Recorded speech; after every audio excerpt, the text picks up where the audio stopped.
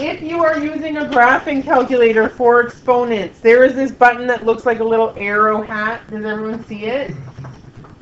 Okay, it looks like this.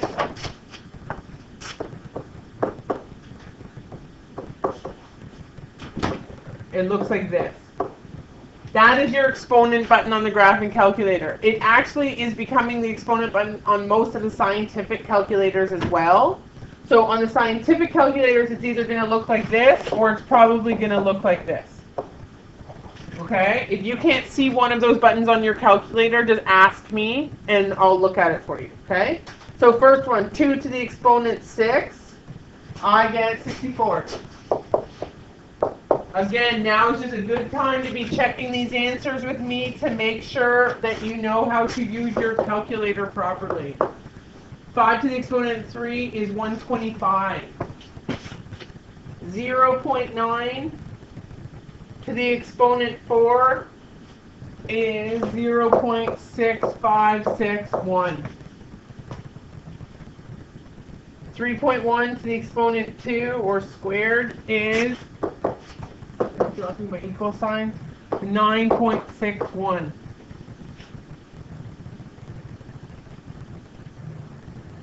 Okay, the next one, we're going to do our exponents first and then multiply, okay? Later on, we're going to look at creating things to the same base, but for this one, we're just going to do it. So 3 squared is 9 times 6 to the exponent 4 is 1,296.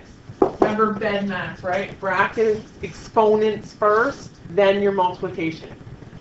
So now I'm going to go 9 times 1,296 is 11,664. Why did you do it that way first? What do you mean? Like, Why didn't I just plug it into the calculator? yeah. Just so that you know where the numbers are coming from. Okay. That's all. You can do it all in one step with the calculator, and it'll go right to the answer. That's absolutely fine. Yeah. Okay, so next one, I'm just more reminding of BEDMAS, Stephen. Next one, we can do it all in the calculator. So 4.5 bracket, 5.9 bracket, exponent 3. Make sure you have that bracket so the exponent 3 is only on the 5.9. And I got 924.2055. And I'm just going to write all the decimals there because we're just using the calculator right now to evaluate. Does that sound good? Everyone got it down? Everyone checked my answers? Okay.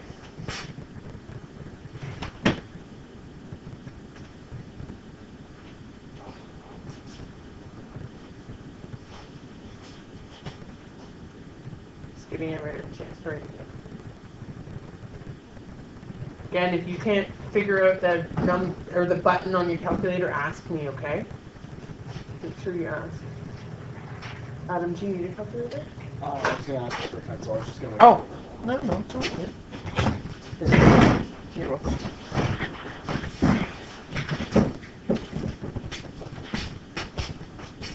Hey, can I flip? No.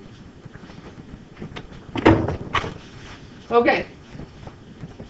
So now we're looking at a word problem, okay? So the number of visitors to a new website can be modeled by the equation n equals 100 bracket 2.1 to the exponent d, where n is the total number of visitors to the website and after d is per day. Determine the total number of visitors after 5 days. So really all you want to do here is I'm going to rewrite the equation. But instead of d, it's going to be what? Exponent 5. Because they're telling me 5 days. So again, I'm going to use my calculator, 100 bracket, 2.1 bracket to the exponent 5. And remember, you have a decimal here, but can you have 0.1 of a person? No. So you have to round up no matter what. Okay? You can't have 0.1 of a person, so you got to round up. So in this case, it's going to be 4,085 people. Okay? Because as soon as I have a decimal of any sort, that means that I have a portion of a person, so I have to round up. Okay? If I round down, technically I'm going to be short in my estimation, okay, or my calculation. 4,000. I got 4,084.101. Did I get that right or wrong?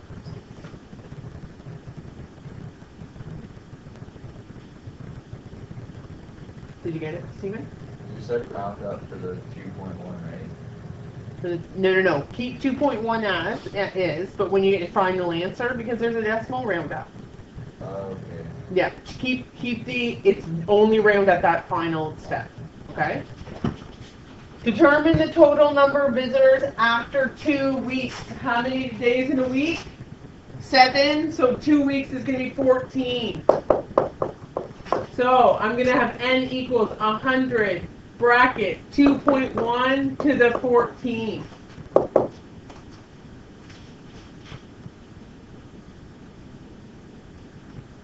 And I got, oh, sorry, I messed up on the calculation.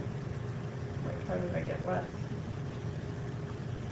I got 3, 2, 4, 3, 9, 1. Oh, I have to change that because I have to round up. Let me bring this answer over here so I have more space. So 3, 2, 4, 3, 9, 20. So 3,243,920 visitors, or guests, whatever the question is, visitors.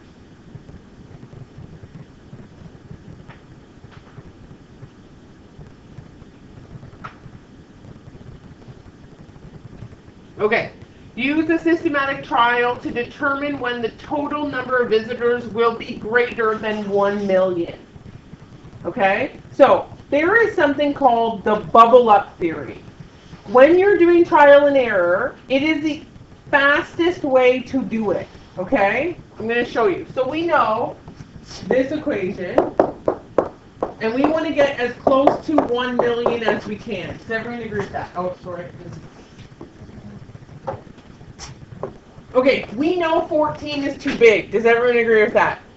And we know 5 is too small. Does everyone agree with that? So what you do is you sort of do this little number line. This is 5, and this is 14. You're going to pick a number in between those two numbers, smack dab in the center, okay? So I'm going to pick 4.5 or 5. Sorry, 9, I mean. 9. I'm going to pick 9. Does that make sense? I'm just picking a number in the middle. Because based on that number, I'll know if I need to go higher or lower than that number. Is everyone on board with me? So does everyone understand? I just took the two numbers that they asked me to do originally. I put them sort of on a number line, and I said, what number's in between those two numbers? And it's 9. So I'm going to try, as my first trial and error, I'm going to try 9. And see how close to 1 million I get.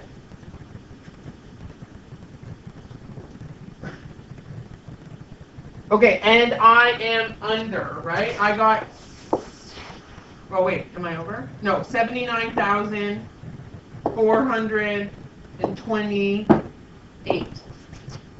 Right? Did everyone get that? So do you agree that 9 is too small? 9 is too small.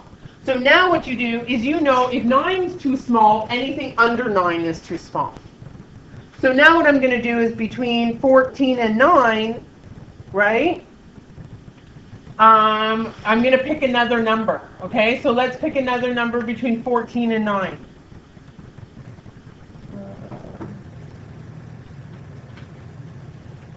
One second. So 4 and 5. So let's pick 11, right?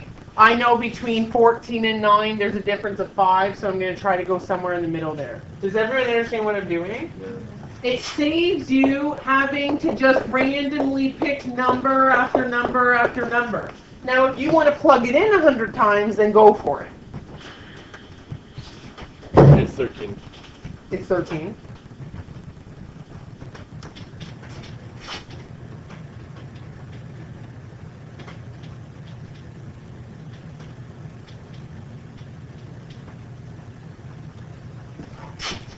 Okay, so here again, I have my number, and it is still too small. Too small. So I know that these ones are out. And now because I think Chris was just trying stuff, he said 13, so we're going to try 13.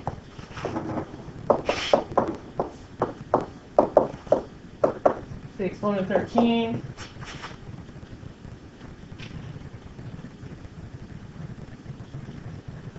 Okay, that puts me over 1 million, Chris. Yeah, but 12 will put you under. Okay, so let's try 12.5 then, right?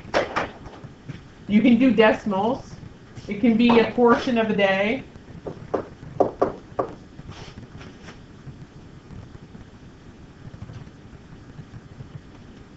It just said that it has to be greater than. Oh, greater than 1 million. Okay, but I'm still greater than 1 million at 12.5.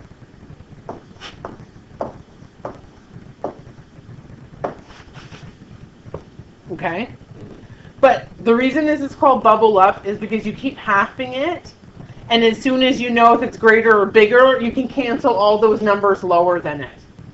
Okay? So if you choose to use that, you choose to use it. If you don't want to use it, then just pick random numbers, and that's up to you. Just keep track of stuff, okay? Everyone good with this?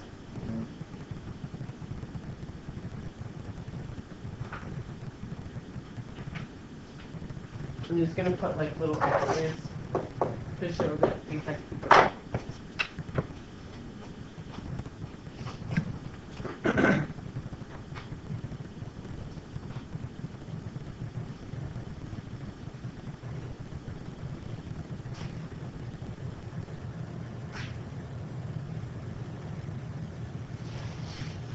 Okay, again, you can just pick random numbers if you want, all right? This one's easy because you know it's going to be bigger than 5 and less than 14 right off the bat, right? So you have a smaller area to work with. Generally, the problem is that they say, oh, no, absolutely nothing, we want to find it. So you want to sort of start between